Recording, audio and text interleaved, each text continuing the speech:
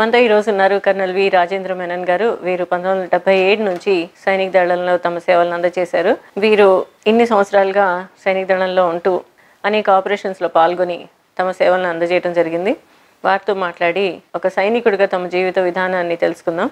అలాగే వారు ఇప్పుడు ఏం చేస్తున్నారు అనే విషయాన్ని కూడా మనం తెలుసుకుందాం. ఇప్పుడు ముందుగా వారిని ఆహ్వానిద్దాం.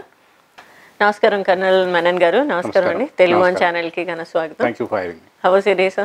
Very nice. I mean, I've spent it with you mostly. Thank you so much. So how's your day? Normally, what's your day routine? Right now, I am actually retired and I'm doing some social work with defense officers. Okay. Like we have formed a social group. We have a large number of people on the email and WhatsApp group, and we conduct certain programs and things in Secunderabad and Hyderabad. Basically to have a better networking and be of assistance to our own community. I mean, basically for social causes. For social causes. It's called the Defense Veteran Volunteers Group. All right. Yeah. Good to know about that. Thank you so much. Yeah. How's it? What motivated you to join the forces? I was actually brought up in Bangalore, and I studied in a totally civilian environment, and I used to go for the NCC parades, Okay, and NCC. I got gradually motivated from the people who were in the NCC, and I thought it's a good career. So, and another thing, I like the people, the way the armed forces people do work for the country. That's what really motivated me. That's made me join the National Defense Academy, after which I passed out in 1980 and went to the IMA, where we had a 1-year training, and then passed out in 1981 as a commissioned officer. Any family members who are in the services? Not really. I mean, my father was in the Air Force as a civilian officer, but not in the armed forces as such. Okay. Not as a uniform person. So any resistance from the home No, absolutely front? not. In fact, in our family, we believe in following what we choose to Okay. do. So after commissioning, where were you posted initially? Your first posting? Yeah, my first posting was to a place called Hathigad in Assam. And when you say Hathigad, actually the place is full of elephants, Yeah. and it's a very remote area. Today you can speak to Hathigad on phone and probably, but in those days it was totally, it was a place you reached with great difficulty. It was 3 or 4 days. Yeah. And it was a remote area. The railway station had just one, lantern, not even lights. That is the sort of environment I went to. I traveled all the way from Bangalore, then first to Chennai. And those days there was no railway reservation, easy way of doing railway reservations. So it was quite a journey by itself, the first posting. So that was my first posting. But very soon we came to a place called Meerut in Uttar Pradesh. And that is, I spent about 4 or 5 years there. That's my initial thing. So initially I had a short while in Assam and then in Uttar Pradesh. And through this initial stages of serving, how are you managing your time with the family as you were No, being initially, posted? of course, when I got married, I was a bachelor. Okay. I mean, I was not married. But when I was in Meerut, I got married, and after that, I think my wife had joined me. Her name is also Jaya. She had joined me, and I think within 2 months of my joining, I had to go for an operation called Operation Blue Star in Punjab alone. Okay. So I don't know, for those who are aware, in 1984, this is, in June, there was a big operation called Operation Blue Star, in which there were a lot of Khalistani militants in the Golden Temple. So our unit went at very short notice, just overnight. I mean, no notice at all. In fact, I went off to see my people, and then I landed up in Amritsar. Okay. So it was quite a major operation with more than 1,000 people dead. And I was a young officer who was supposed to be the gun position officer. And that was my first exposure to any real active, operations. So that was something which took place. But it was an internal thing. It was not an external enemy, but you can say it was an internal disturbance. So that lasted for how many days, sir? That lasted, the actual operations went on for almost 10 to 15 days. I mean, everything by the time it got over. But the repercussions I felt even till date. Yeah. If you see, there are various problems even now going on in Punjab. It may be resurrected, this sort of a thing. But our role was basically to what the government ordered us to do in the Golden Temple, But it's an operation which is a little delicate matter because it is a matter concerning our own people. You know, it's not, but it's a bit, basically there was a lot of, you can say militant activity and things like that. But it was not an external operation. It was, like that is why I feel the army has got two roles. One is the fight against the external forces, like maybe an enemy country or a external threat. But inside also there are times when, you know, you're called in for internal disturbances. So that is also, this is one of the first times we were called in. I was a very young officer and I had a small role to play in that, quite a big operation. And after that, you had a couple of other operations that you took part in. Yeah. Can you please actually, we actually in the armed forces, and especially in the army, we have names given to all the various things going on. For example, the entrance into, like the fight we had in Sri Lanka, so it was called Op Pavan, but I never went to Op Pavan. But there are other operations like Operation Brass Tacks. When I was a captain, there was an attempt made because of Pakistan's belligerence to enter into Pakistan. But unfortunately or unfortunately, that thing never materialized. But all the same, we were mobilized all around Rajasthan, Jammu and Kashmir, and even Punjab. So I was part of that force which was mobilized to go into Pakistan, and I was located very near to Leh, right in Leh, for you know, going across to Pakistan. But due to the things being called off, at that time I remember General Sundarji was the chief of army staff. It's a good thing, I think we didn't have any war at that time, but I mean no armed forces person really wants a war because he is the first person to suffer casualties. Right. It's later that the people behind get, you know, involved. But the first casualties are the people who get maximum problems are the people from the armed forces. So no armed forces person is really interested in a war. They are interested in avoiding a war, and if that's the last resort, the war is the last resort. Since you have been into these operations and your family was also growing, how is the family taking this in their stride? Yeah, actually, like I was mentioning, when I went for Operation Blue Star, my wife really got a shock because I just disappeared from the scene. I was newly married. I had landed up in Meerut along with my newly wedded wife. And one day I just disappeared and I'm not seen or heard. And those days there was no mobile communication. So for almost 15-20 days I was not even heard on phone. So my wife really was in shock, but there are people around her who helped her to tide over it. So, and after about almost 20-25 days I came back, and then she was very relieved. So that was the first real separation we had. And I think one good thing about the army is when a husband goes away, or nowadays even women officers are also there. When the person goes away for an operation, there is a certain looking after of the people behind, families. There is a separated family, or people get together and look after themselves. That thing happened. So basically a certain amount of administrative arrangements have to be made for people staying behind. So, and except when probably there is a huge mobilization. For example, I think there was Operation Parakram, in which the complete army mobilized even from places like Secunderabad, Hyderabad. In such eventuality, even the administrative support becomes a little difficult for the families behind. So that has to be catered for. I think that's something which has to be looked into. You know, I mean, basically I would say these are things only the people who are actually in the armed forces will come to know. Yes, very true. Others will think, okay, these people are enjoying life and things like that, but it's not always that way. They're very, very difficult times, especially the families also undergo.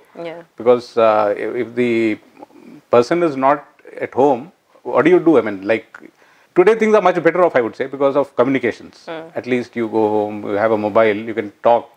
Those when I was a young person, we didn't have all those things. There was no communication, no mobiles, and no landlines at every home also. We didn't even have landlines. In fact, when I was posted in Leh, I was not in contact with my wife, who wanted to come to Leh for almost a week because of the flight delays. I didn't know what was the location. Actually, she was not in Secunderabad, neither in Leh. She was somewhere in between in Delhi, and I had no contact with her. That was a sort of a situation which I think she had faced. And she had a small kid. My daughter was just, I think, 1.5 years old. So you can imagine, 3-4 days, husband doesn't know where is the wife. Even her parents never knew where she is, but she was in Delhi, and probably she could make a trunk call to my father-in-law, Yeah. but not to me. Yeah, she can't Because of reach the you because she communications. doesn't know where you are. Very true. And you had served in army for 25 years? No? No, or 28 almost. 28 almost. And if you include the training, it is 3 plus 1 year training. It's almost than 32 years or something. 32 years. And you retired in 2007? 2009. 2009, sorry. A long tenure of service to the nation. Yeah, I mean, once you go through so much of this thing, you actually, that is your identity. Yeah. So once you retired, what was day one after retirement for you? Actually, it was a feeling of happiness because you are off duty and you enjoy that freedom of, because all said and done in the armed forces, there are certain restrictions on your, even your fundamental rights, and certain things always, you can be called at any time for a particular service. Right. Like any time of the day, you can suddenly get a call and say, okay, you have to go to Punjab or something. It can be said that sudden. Yeah. That thing is gone once you are retired. And you get back all your fundamental rights, the right to free speech, right to form associations, all those things which are deprived in the armed forces, which a lot of people are not aware. That all suddenly you get back. So you may tend to be a little more, talkative or be free in your speech post-retirement. So that happens. So the celebration went on for? It's quite some time. Then I did take up a job for a few years with experts group. Okay. And then I tried to start a company, but I am not made for business. So that didn't work out. Then I thought things are well settled. My daughter was well employed and now she's married. So I wanted to do something for the community. I don't need I don't need anything much. I just need to do something further for the country. In armed forces, you serve the country in a particular way. Right. Post-retirement also, you can continue to, improve your environment, or you can improve the people around you, things for them. So that's what I'm doing. You are serving the nation even post-retirement through a different kind of service. Yeah. In whatever way. Whatever comes in my way, where you can help, it can be anything. That is how I feel that's a good way, because everybody should not actually look for employment as such. You should be an employer, or you should help society in different ways. Getting a job is not the only way of looking after yourself and the others. True. It's always better to be an employer than an employee. As you mentioned now, again I'll say that people can choose to have a career in services, or even without that they can. Yeah, certainly. I don't think everybody is meant to be in the services. And see, it's all a question of aptitude. Yeah.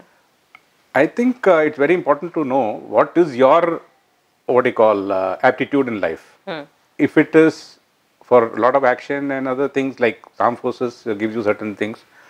If it appeals to you, you do that. Otherwise, you can serve actually the country in many other ways. I would never say that you should have only the armed forces. Even in the German army, many generals have said that this is not the only way. You cannot have everybody streamlined into one particular role. Everybody is important. For example, I think the farmers are very important.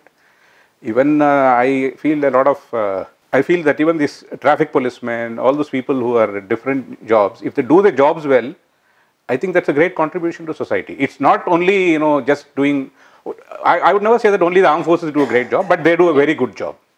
I think India is very fortunate to have armed forces which are actually interested in defending the country at the risk of their life, which is a very, very difficult task.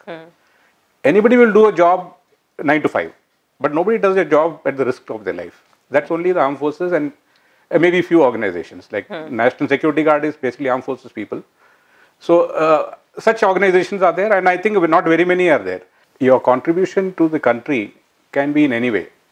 Armed forces is a very good way of serving the country, but I think anybody who does his job in a very, in a way for the country or with his whole passion is doing a good job. In the sense, let's say even an environmentalist, if they are looking after the environment, preventing pollution or anything of that sort, or even a farmer, a policeman, even a bureaucrat, I would say, if they are doing the job for the country. I know, I've heard of so many of these IAS officers who are, many of the bureaucracy is in a way maligned. But there are a lot of people who are doing a great job. Yeah. I mean, they are doing an outstanding job. I think during the Kerala flood, there were some IAS officers who actually physically went and, helped people. them. Yeah. So it's not, I would not say only one profession does everything.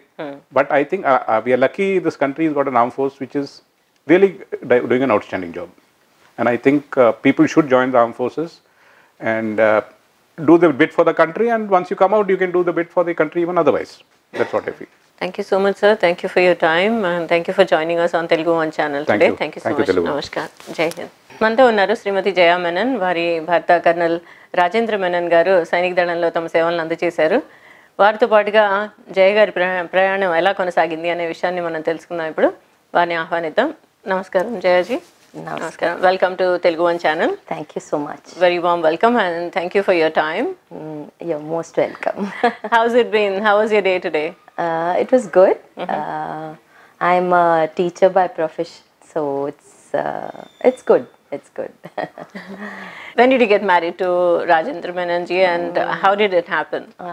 We got married in March 22nd, 1984. And it was through a advertisement which my father-in-law had put in the Hindu, and my father replied, and it was a proper arranged marriage. But it so happened that my brother and my husband both were in the same squadron, and they trained in NDA together. So it made later the things much easier. So that's how we started. So it was in the family, there was no resistance, no inhibitions about marrying anybody from armed forces? No. That was the only thing I had put forward, that since I saw my brother in NDA, I wanted to get married to a armed forces officer who's trained in NDA actually. Wow. So that's how my father was on the lookout, and that's how he came to my life. Okay, how's it been through? It's been a wonderful journey, and we learned along the way actually. Have a daughter who's now 33 years old, and she's in US, and every part of the journey we had together was a learning experience. Sure it is. And when he was away, while he was away on the front, those days, I know they're very tough. Oh yes, yes. So how was it? I mean, the growing up stage of my daughter was something I think he missed quite a lot, because all the time he was most of the time I think he was posted in JNK. So we had a lot of separations, and it was a tough thing of doing things alone. But I think on the way we both learned how to do it. So it was okay, it was easy. And as of now, we have so much of social media and internet connection, and the mode of communication is more easier nowadays. Totally during 80s and all, 80s, 90s, it was way too poor. That was a difficult thing. There was no mobiles. Getting in contact with him was a very, very difficult thing, and he was a very good letter writer. So we both used to exchange a lot of written letters. That was our only way of communication most of the time actually. So we remained in touch actually I think quite often. And my daughter also used to write long letters to him. So they are very close actually, both of them. And, so apart from that, like, you were living with your parents, or you were living by yourself? No. How was Most of the time I was alone with my daughter. And though sometimes I did come to Secunderabad to stay. We used to stay in the separated family quarter. My parents used to stay somewhere else. And it was only after my father fell ill that my mother moved in with me. And that was sometime when my daughter was in her 10th. And from then she's been with me after my father passed away. So how's it when he comes back home?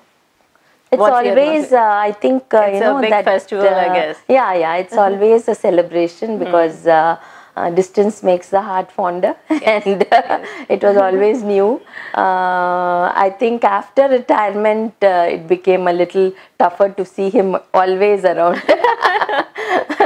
But yeah, it was whenever he used to come along, it used to be a new thing all over again, you know, making him be one of what all we did when he was absent. So it was a wonderful journey.